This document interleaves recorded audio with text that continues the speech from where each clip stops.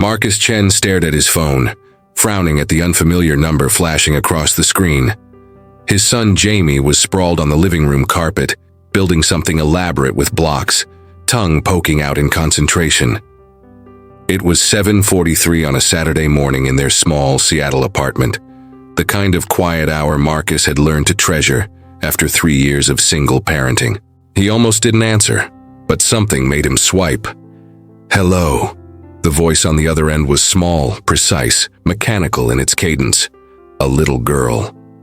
"Mommy doesn't want to wake up." Marcus sat up straight, his paramedic training kicking in before conscious thought. "Sweetie, where's your mommy? Is she breathing?"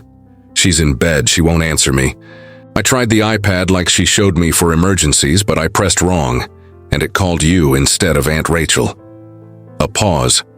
"I'm not supposed to talk to strangers, but this is an emergency." "You did exactly right," Marcus said, already moving toward the bedroom, pulling on jeans with one hand. "What's your name?" Emma Louise Hartwell. "I'm 7 years old and I have autism spectrum disorder level 1, which used to be called Asperger's syndrome. But that name isn't used anymore because..." "Emma, that's a beautiful name." "I'm Marcus. Can you tell me if your mommy is breathing? Can you see her chest moving up and down?" Silence, then, "Yes, but she won't wake up even when I tap her shoulder 3 times, which is our signal." Marcus exhaled. Breathing was good. "Emma, I'm going to come help, okay? Can you tell me your address?" She rattled off an address in Medina that made Marcus pause mid-step. Medina, where Bill Gates lived, where tech billionaires had waterfront estates behind gates and security systems. "Emma, is there a grown-up there besides your mommy?" "Mrs. Patterson was here, but it's her day off. It's just me and mommy on Saturdays. We have special time." Her voice cracked slightly. "But today she won't wake up and I'm scared." "I'm on my way," Marcus said, grabbing his keys. "Stay on the phone with me, okay? Jamie." His son looked up. "We gotta go, buddy, right now." "But Dad, my castle. Bring it in the car now." 10 minutes later, Marcus was explaining to a very skeptical security guard why he needed to enter the Hartwell estate. 5 minutes after that, a police officer arrived, summoned by that same guard. By the time Marcus actually reached the front door, a massive thing of glass and steel that probably cost more than his annual salary, another 20 minutes had crawled by. Emma opened the door. She was tiny, precise, with dark hair pulled into a perfect ponytail and wide brown eyes that didn't quite meet his. She wore purple pajamas and held an iPad pressed against her chest like a shield. "You said you were on your way 37 minutes ago," she said. I counted. "I'm sorry, Emma. I got here as fast as I could. This is my son, Jamie. Can you show me where your mommy is?" Emma looked at Jamie, who waved shyly from behind Marcus's leg. "He's 6, she observed. "I'm 7. I'll be 8 in 4 months and 13 days. "Cool," Jamie said. "I like your house. It's really big." Something in Emma's rigid posture softened microscopically. "Would you like to see my mineral collection while your dad helps my mommy?"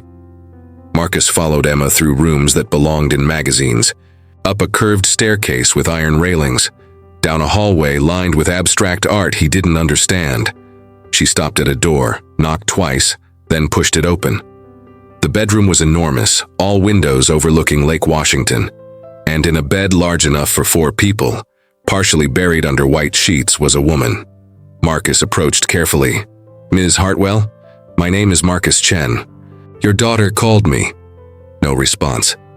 He touched her shoulder, warm, rising and falling with steady breath, and spoke louder. "Ms. Hartwell, I need you to wake up." The woman stirred, made a sound of protest. Then her eyes cracked open. They were the same rich brown as Emma's, but hazed with exhaustion and confusion. "What? Who are you?" She tried to sit up, failed, fell back against the pillows. "Where's Emma?" "I'm here, Mommy." Emma appeared in the doorway, Jamie still shadowing her. "You wouldn't wake up, so I called for help like you taught me, but I pressed the wrong number and I got Marcus instead of Aunt Rachel." The woman, she couldn't have been much over 35, Marcus thought, with dark hair tangled around her face and shadows under her eyes that spoke of months, not days, pressed her hands over her face. "Oh God, Emma, I'm so sorry. I was so tired, I didn't hear you." She looked at Marcus, really looked at him, and something like horror crossed her features. "You're not. Did Emma call 911? Are you a paramedic?" "I am a paramedic, but no, she called my cell by mistake. I should go. I can see you're okay." "Wait." The woman pushed herself upright, wincing. She was wearing an old MIT sweatshirt, Marcus noticed. Not the designer pajamas he'd half expected. "You came all the way to Medina because my daughter called you by accident. She said her mom wouldn't wake up. What was I supposed to do?" For a long moment, the woman just stared at him. Then she looked at Emma, at Jamie, back at Marcus. "Thank you," she said quietly. "I'm Victoria Hartwell. Marcus Chen." He shifted his weight. "Look, I should let you rest. Come on, Jamie." "But Dad, Emma was gonna show me her rocks." "Minerals," Emma corrected. "Rocks are aggregate material. Minerals are naturally occurring inorganic solids with crystalline structure and—" "Emma," Victoria said gently, "maybe Marcus and Jamie need to go home." "Actually," Emma said, still not looking directly at any of them, "I would like Jamie to see my mineral collection. And you haven't eaten breakfast, Mommy. You slept through breakfast, which you never do, and that's why I got worried." Victoria's face did something complicated. "Sweetheart, I'm sure they have plans." "We don't," Jamie volunteered happily. "Dad said we'd just do laundry and maybe go to the park." Marcus met Victoria's eyes. Saw exhaustion there, yes, but also something else. Loneliness, maybe, the kind he recognized from his own mirror. "If it's not too much trouble," he said carefully, "we could stay for a little bit. Make sure you're steady on your feet." "I'm fine. Really, Victoria trailed off. "I haven't been sleeping well. I must have finally crashed hard enough that I didn't hear Emma this morning. It's never happened before." Her voice held an edge of desperation, of needing him to believe her. "Hey," Marcus said gently. "You don't have to explain anything to me. Being a parent is exhausting. Trust me, I know." Something in Victoria's shoulders released. "Okay, yes, thank you. Emma, why don't you show Jamie your collection while I attempt to look like a functioning human being?" 20 minutes later, Marcus sat in a kitchen larger than his entire apartment, drinking coffee that probably cost more per pound than his monthly grocery budget. Victoria had appeared in jeans and a simple sweater, her hair wet from a quick shower, looking more present but still carrying that bone-deep tiredness. "I'm sorry about all this," she said, wrapping her hands around her own mug. From somewhere upstairs, they could hear Emma's precise voice explaining the difference between igneous and sedimentary rocks. Emma is very literal. When I taught her to call for help in emergencies, I didn't think to specify that she should check the number first. "She did great," Marcus said. "Smart kid. The way she described everything, stayed calm. That took real presence of mind." Victoria's smile was soft, proud. "She's incredible, but it's not easy for her. Social situations, unexpected changes, loud noises. The world isn't built for kids like Emma." "Jamie's got ADHD," Marcus offered. "Different challenges, but yeah, I get it." "Is his mom?" "Not in the picture. She left when Jamie was 3, said she wasn't cut out for motherhood." Marcus kept his voice neutral. It was old pain now, scarred over. "Been just me and him since then." Victoria nodded slowly. "Emma's dad is alive, if you're wondering, but he's not. Present. He sends money. That's the extent of his involvement." They sat in silence for a moment, two strangers connected by children and chance and Saturday morning coffee. "Can I ask you something?" Victoria said finally. "Why did you really come? You didn't know me. You didn't know if Emma was pranking you or if this was some kind of setup. Why drop everything and drive across the city?" Marcus considered the question. "Because a scared kid called asking for help. What other reason do I need?" Victoria looked at him like he'd said something in a foreign language she was trying to translate. "Mommy!" Emma appeared in the doorway, Jamie bouncing beside her. "Jamie wants to see the lake. Can we show him the lake?" "I don't think." "Please?" Jamie added his voice to Emma's. "Emma says you have a dock and everything." Victoria glanced at Marcus, who shrugged. "If it's okay with you." "They have to wear life jackets," Victoria said, "and they stay away from the edge." "I always wear proper safety equipment," Emma said seriously. "It's important to follow water safety protocols." The four of them walked down through the manicured lawn to a private dock that jutted into Lake Washington. The morning had turned bright and clear, Seattle doing its rare best impression of paradise. Emma and Jamie ran ahead. Emma's run was a little awkward. Her arms held at odd angles, but she was laughing, a sound that seemed to surprise even her. "I can't remember the last time I heard her laugh like that," Victoria said quietly. "She doesn't make friends easily. Most kids don't. They don't understand her. Jamie doesn't care about stuff like that. He just likes people who are nice to him." "That simple?" "That's simple." They reached the dock. Emma was explaining something about cyanobacteria and water quality, while Jamie nodded along, clearly understanding about a third of it, but enjoying the performance anyway. "I should give you my actual number," Victoria said, "in case Emma ever calls you again by accident."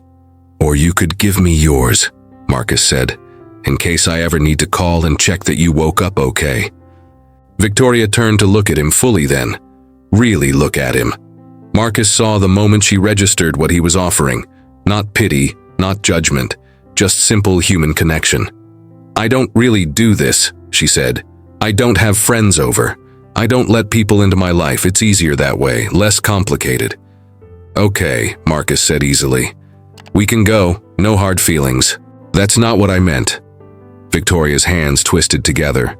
"I meant, I don't know how to do this. The normal thing, the coffee and playdates thing. I run a software company. I speak at conferences about AI ethics and digital transformation. But asking another parent if they want to grab coffee, that terrifies me." Marcus smiled. "Well, we already did the coffee part. You just need to say same time next week, and we're basically halfway to PTA meetings." Victoria laughed, a real laugh that transformed her whole face.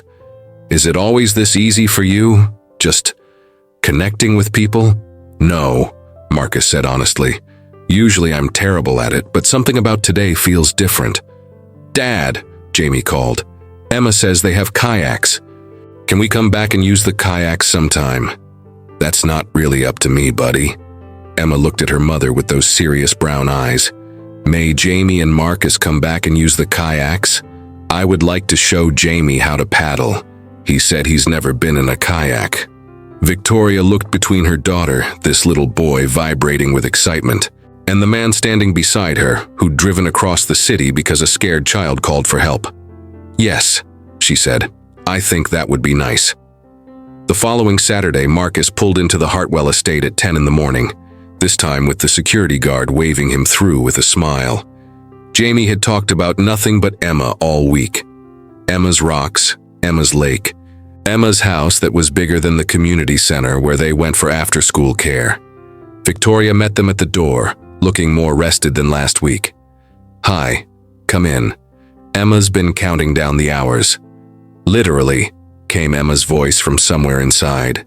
"It's been 167 hours since I saw Jamie." The day unfolded in unexpected ways. They did go kayaking, with Marcus and Victoria trailing the kids in a second kayak, calling out instructions and laughing when Jamie nearly tipped his boat trying to catch a leaf. They had lunch on the back patio, sandwiches that Victoria admitted she'd stress-ordered from a deli because she couldn't remember the last time she'd cooked for guests. "I have a chef who comes 3 times a week," she said, almost apologetically. "I know that sounds ridiculous." "Sounds efficient," Marcus said. "I have a rotation of 6 meals I make over and over because those are the only things Jamie will consistently eat." "Emma eats exactly 12 foods," Victoria confided. "We've been working with an occupational therapist to expand that list. Last month she tried a strawberry. It was a major victory. They talked like that, trading parenting war stories, finding common ground in the universal exhaustion of raising children alone. Marcus learned that Victoria had started her company 10 years ago, fresh out of graduate school, with nothing but an algorithm and determination. That she'd sold it last year for an amount he couldn't quite comprehend. That she still went into the office most days because she didn't know what else to do with herself. "I achieved everything I set out to achieve by 30, Victoria said, watching Emma teach Jamie how to skip stones. "Made more money than I could spend in 3 lifetimes. Built something that matters, but I'm not sure I'm actually happy." "Are any of us?" Marcus asked. "You seem happy." "I'm broke, exhausted, and my apartment has a leak in the bathroom ceiling that my landlord keeps promising to fix. But yeah, I guess I am happy. Jamie's healthy. I've got a job I'm good at. That feels like enough." Victoria was quiet for a long moment. "I envy that, the ability to find enough. It's not about ability, it's about choice. Maybe for some people. But when you grow up with nothing, when you claw your way up from poverty into something else entirely, you never really trust that it won't disappear." Marcus understood then, the bone-deep fear underlying everything Victoria did. The exhaustion wasn't just from parenting alone, it was from never ever allowing herself to rest. "You know Emma's going to remember today, right?" he said. "Not the house or the money or the kayaks. She's going to remember that you spent time with her, that you let her share something she loves with a friend." Victoria's eyes were bright when she looked at him. "Thank you for that." "For what?" "For seeing her, really seeing her. Most people just see the autism, or they see the billionaire's daughter. You just see Emma. She's a great kid. Easy to see." The afternoon drifted toward evening. Jamie and Emma moved from the dock to the house to Emma's room, where apparently she had a collection of nature documentaries they were determined to watch.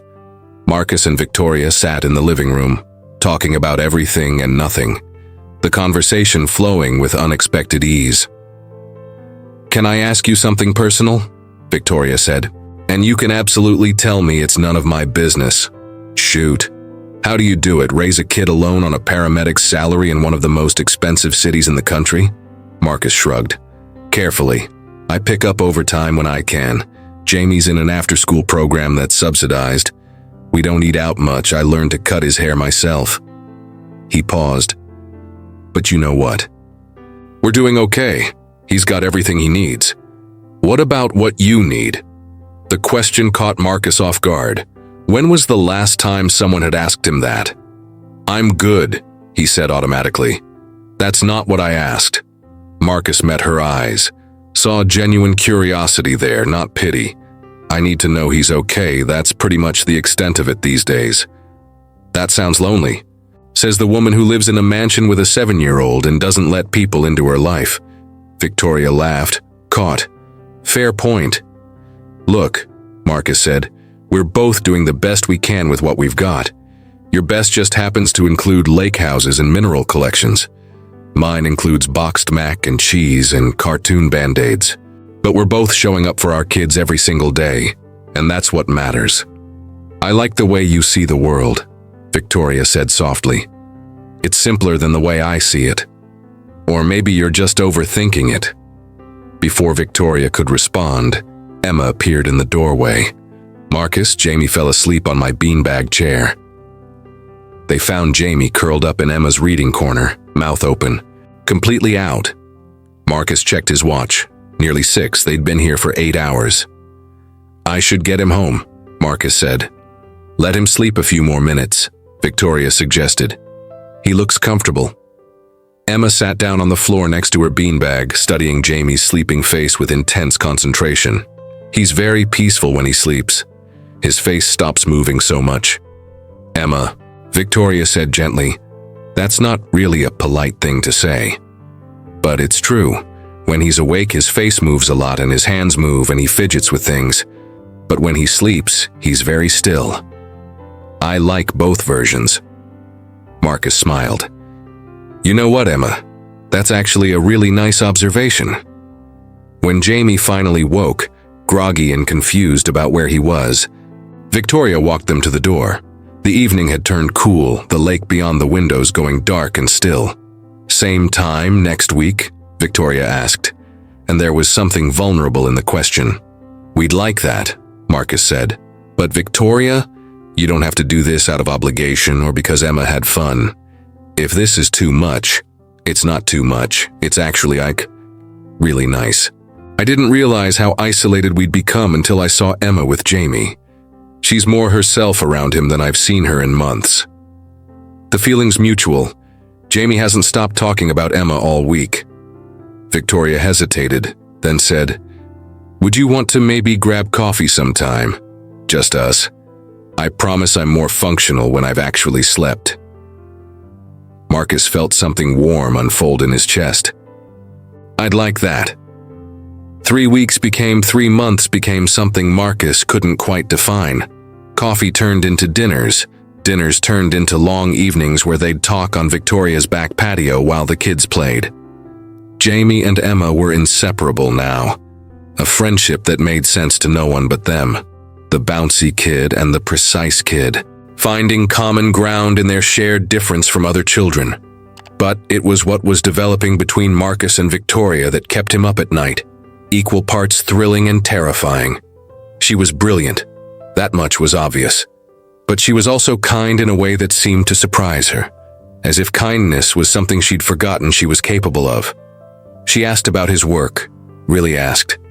Wanted to know about the calls that haunted him, and the ones that reminded him why he became a paramedic. She told him about the crushing pressure of running a company, of making decisions that affected hundreds of employees, of never being sure if she was getting it right. "I'm thinking about stepping back," she said one evening. They were sitting on her dock, feet dangling over the water, while Jamie and Emma caught fireflies on the lawn above. "Hiring a CEO to actually run the day-to-day operations. I'd stay on the board, keep creative control, but I wouldn't be on call 24/7 anymore." "What would you do with your time?" Marcus asked. "I don't know, that's the terrifying part. I've been defining myself by this company for so long, I'm not sure who I am without it. Maybe that's exactly why you should do it. Figure out who Victoria is when she's not Victoria Hartwell, tech CEO." She looked at him, really looked at him in that intense way she had. "Is it strange that I feel more myself around you than I have in years?" "No," Marcus said quietly, "because I feel the same way." They were interrupted by Emma's precise voice calling, "Mommy." "Jamie caught 5 fireflies, but I caught 7. That's 2 more." "That's wonderful, sweetheart," Victoria called back, but her eyes never left Marcus's. "I should tell you something," Marcus said. "I'm falling for you. Have been for weeks, and I need to know if that's completely insane or if you feel it too." Victoria was quiet for so long, Marcus thought he'd made a terrible mistake. Then she said, "It's not insane, it's probably the sanest thing that's happened to me in years. But Marcus, I'm not good at this. Relationships, vulnerability, letting people close. I don't have a great track record. Neither do I. My ex-wife left me, remember? Pretty clear sign I'm not winning any awards. This is different. I have so much baggage. The money, the company, the public profile. Emma's needs. My own inability to stop working long enough to be present. You'd be signing up for a lot." Marcus took her hand, laced their fingers together. "You keep talking about what I'd be signing up for. What about what you'd get? A guy who thinks you're amazing, who loves watching you with your daughter, who wants to know everything about you and never gets tired of listening." He paused. "Plus, I make really good boxed mac and cheese." Victoria laughed, that real laugh he'd learned to treasure. "That is a compelling argument. Is that a yes?" "It's a yes to seeing where this goes, slowly, because I'm terrified and you should probably know that." "I'm terrified too," Marcus admitted. "You're this brilliant, accomplished, beautiful woman who could have anyone. And I'm a paramedic who lives in a 1-bedroom apartment and drives a 10-year-old Honda. You're a paramedic who dropped everything to help a scared little girl you'd never met, who treats my daughter like she's extraordinary instead of difficult, who makes me laugh and feel seen and reminds me that life is supposed to be simple sometimes." Victoria squeezed his hand. "I'll take that over money any day." They sat there as the evening deepened, listening to their children's laughter echo across the water, both of them terrified and hopeful in equal measure. The first real test came 6 weeks later. Victoria had to fly to San Francisco for a conference. 3 days of panels and networking and presentations she couldn't get out of. She asked Marcus, tentatively, if he'd consider staying at the house with Emma while she was gone. Mrs. Patterson would be there during the day, but the nights were the hard part. Emma doesn't do well when I'm gone, Victoria explained. She needs routine, consistency. Having a stranger stay overnight would be too disruptive, but if you and Jamie were there, we'll be there, Marcus said simply.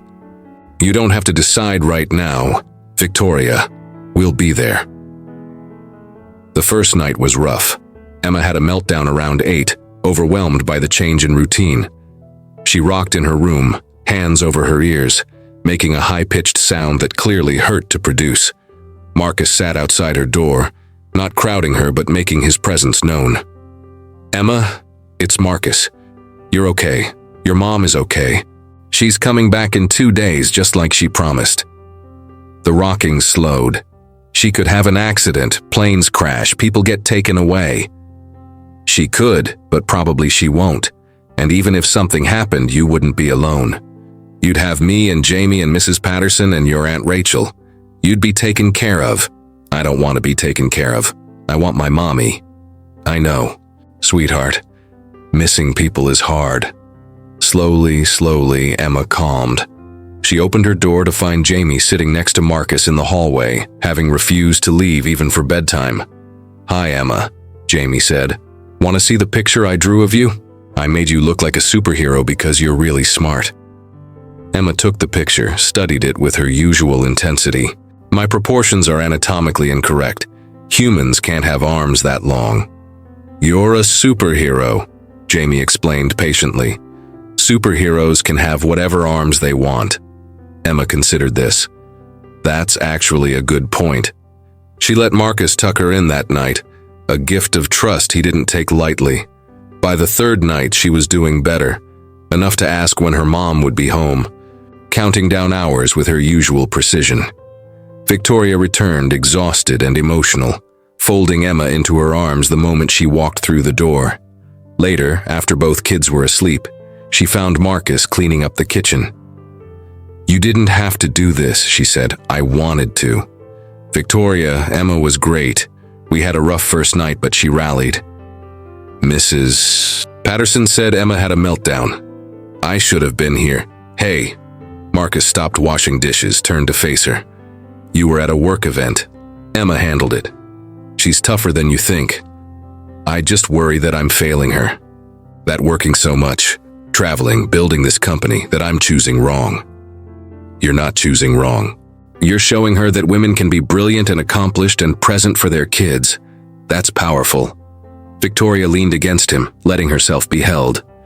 I missed you. Missed you too. Marcus, I think I'm falling in love with you. His heart did something complicated in his chest. Yeah, me too. The holidays came. Victoria invited Marcus and Jamie to spend Thanksgiving at the house, a small gathering that included just the 4 of them. Emma insisted on researching the historical origins of Thanksgiving and educating them all through dinner. Jamie listened raptly, even though Marcus suspected he was mostly enjoying the sound of his friend's voice rather than the actual facts. Next year, Victoria said as they cleaned up, maybe we could go somewhere, all 4 of us, make new traditions. I'd like that, Marcus said, and meant it. The moment that changed everything came in February. Marcus got a call during dinner. His father, who he hadn't spoken to in 5 years, had been in an accident. Nothing life-threatening, but serious enough that someone needed to go to Portland. Help sort things out. I have to go, Marcus told Victoria, hating the timing. My shift doesn't start until tomorrow night, so I can drive up in the morning, but Jamie stays with us, Victoria said immediately. Don't even question it. Victoria, that's a lot to ask. You're not asking, I'm offering. Go take care of your father. We've got Jamie. He left at 5 in the morning. Jamie still asleep in Emma's guest room. By the time he got to Portland, there were already texts from Victoria. Jamie woke up fine. Having breakfast, don't worry. His father was a mess, physically healing but emotionally shattered, his apartment a disaster, his life falling apart in the way lives did when you pushed everyone away. Marcus spent 2 days sorting through medical bills, talking to doctors, arranging for follow-up care. 2 days of confronting the man who'd abandoned him as a kid, who'd never met his grandson, who'd burned every bridge he ever built. "Why are you helping me?" his father asked, bitter and confused. "Because you need help," Marcus said simply. "Because someone taught me that you show up for people, even when it's hard." When he got back to Seattle, exhausted and emotionally wrung out, Victoria was waiting. She'd put Jamie to bed at her place, told him to come straight there instead of going home. "How was it?" she asked, handing him a beer. "Awful, necessary, I don't know." Marcus sank onto her couch. "I keep thinking about the kind of parent I don't want to be, the kind of parent he was." "You're nothing like that. You're present, you show up." "You know what the strange thing is? I learned that from you." Victoria blinked. "From me?" "From watching you with Emma, the way you've restructured your entire life around her needs. The way you've learned to exist in her world instead of forcing her into yours. That takes a kind of love and commitment I'm not sure I fully understood before I met you." Victoria's eyes were bright. "I'm not perfect. I still work too much, still struggle to turn my brain off. None of us are perfect, but you're trying. That's what matters." She kissed him then, soft and deep and full of promise. "I love you," she said. "I know that's terrifying and complicated, but I do. I love you." "I love you too," Marcus said. "Even though you're rich and I'm broke and this probably shouldn't work on paper." "Who cares about paper?" Victoria said, smiling. "This is real life." Spring came. Emma turned 8 with a party that was carefully calibrated to her sensory needs. Small, quiet, structured. Jamie was the only other child invited, which suited both kids perfectly. They spent the afternoon examining Emma's new telescope, Jamie asking questions, and Emma answering with encyclopedic detail. "They're good for each other," Victoria observed, watching from the deck. "Yeah," Marcus agreed. "They are." "I've been thinking," Victoria said carefully, "about the future, about what this looks like long term." Marcus's heart rate kicked up. "Okay. I'm stepping back from the company officially next month. I'll still be on the board, still have input, but someone else will run the daily operations, which means I'll have time. For Emma, for myself, for us." "That's great, Victoria. And I was thinking maybe we could look for a place together, something that works for all of us. Emma's needs, Jamie's energy, space for everyone." Marcus turned to look at her. "You want to move in together?" "Eventually, yes. Not tomorrow, not next week, but soon. I want to build a life with you, Marcus. A real life. Not just stolen moments between my work trips and your shifts. I don't have money to contribute to a house like you're probably imagining. I don't care about money. I care about building something real with someone I love. Can we do that?" Marcus pulled her close. "Yeah, we can do that." 6 months later, they found a house, not as grand as Victoria's estate, but comfortable. 4 bedrooms, a yard, close to a good school that could accommodate both Emma's needs and Jamie's energy. Victoria bought it outright, refusing to let Marcus's pride complicate things. "You contribute in other ways," she said firmly. "You cook, you help with the kids, you make me laugh. That's worth more than money." They moved in on a Saturday, the kids racing through empty rooms, claiming spaces and imagining futures. Marcus stood in the kitchen, smaller than Victoria's previous one, but still nicer than anything he'd ever lived in, and felt something settle in his chest. "You okay?" Victoria asked, coming up behind him. "Yeah, just thinking about how weird life is. A year ago, I answered a wrong number from a scared little girl, and now here we are." "Best wrong number I ever dialed," Victoria said, smiling. "Emma dialed it. Best wrong number Emma ever dialed." They spent the evening unpacking, ordering pizza, letting the kids stay up too late because it was a special occasion. When Jamie and Emma finally crashed, exhausted and happy, Marcus and Victoria sat on their new back porch, looking at stars. "I never thought I'd have this," Victoria said quietly.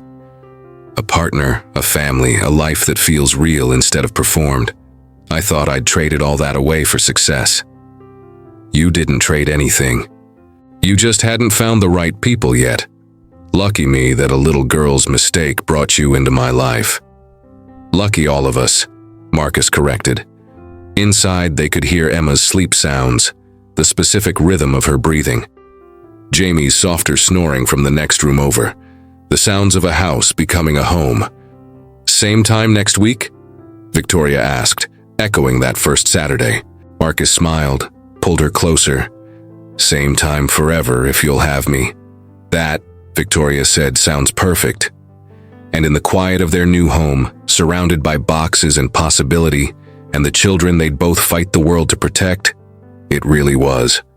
The thing about wrong numbers, Marcus thought later, was that sometimes they turned out to be exactly right.